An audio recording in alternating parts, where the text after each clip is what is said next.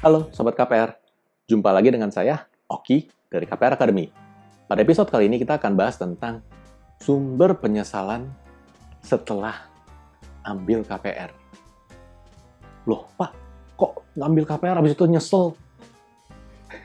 Lucu ya? Memang terkesan lucu, tapi buat yang ngalamin nggak sedikit juga loh. Buat yang ngalamin, masalah ini serius banget.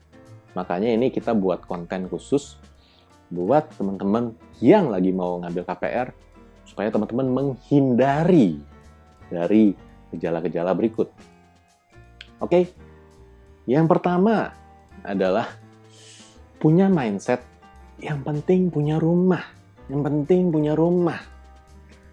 Nah, mindset ini nih yang berbahaya. Kenapa? Karena kalau kita udah mikirnya yang penting punya rumah, jangan-jangan nih standarnya kita mengenai rumah yang kita inginkan itu seperti apa, itu jadi turun gitu loh.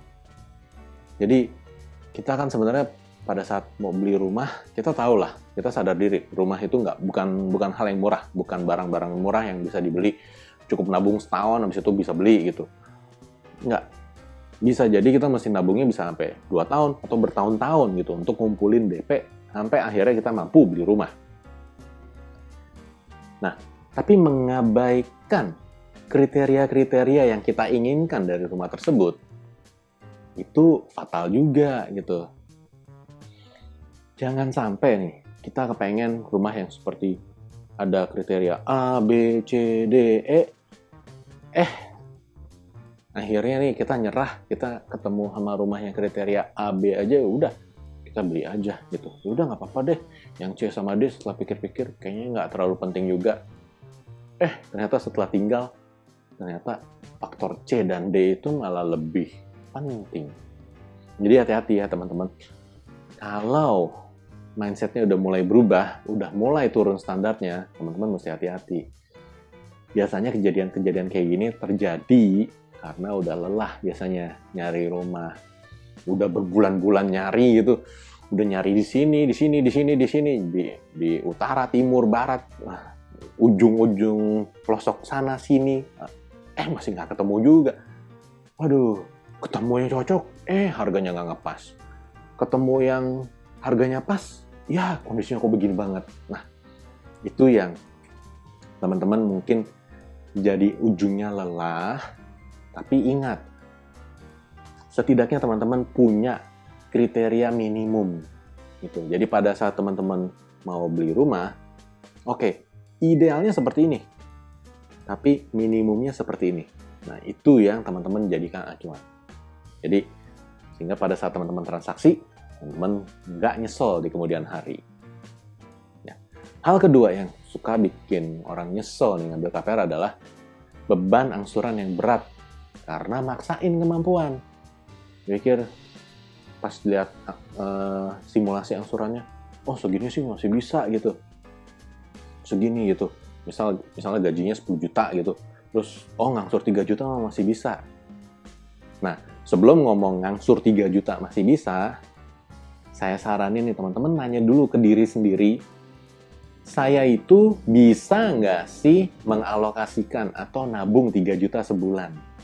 Kalau teman-teman belum bisa atau belum terbiasa untuk ngalokasin yang 3 juta sebulan, jadi baiknya teman-teman latihan dulu.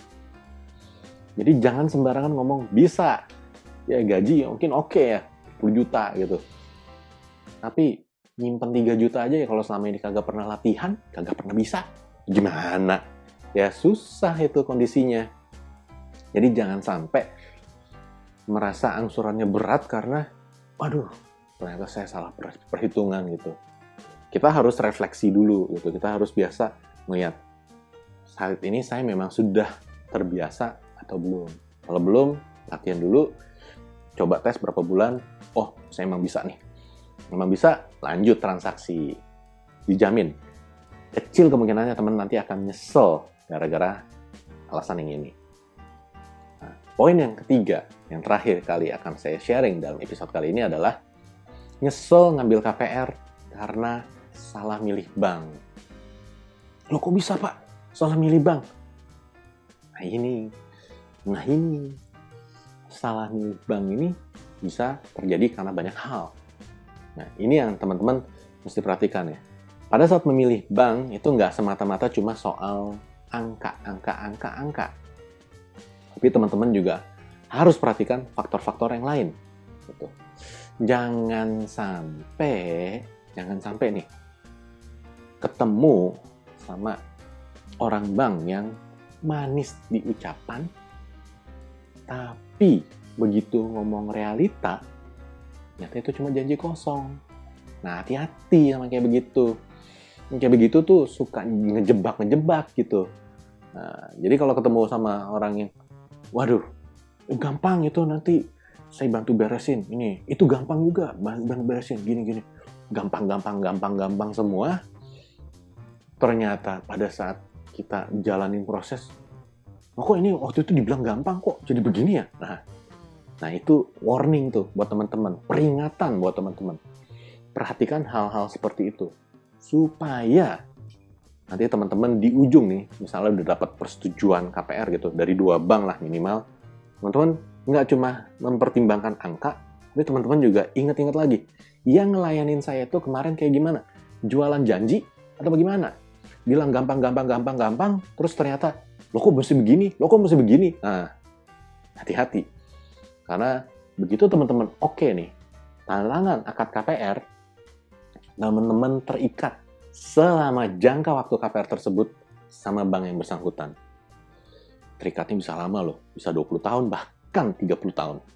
Jadi hati-hati banget ya. Oke, sampai di sini dulu pembahasan episode kali ini. Kalau teman-teman suka dengan apa yang di-sharingkan di dalam episode ini, jangan lupa klik like dan subscribe. Dan jangan lupa sharing juga ke teman-teman yang lain yang perlu informasi terkait dengan KPR. Sampai jumpa di episode berikutnya. Bye.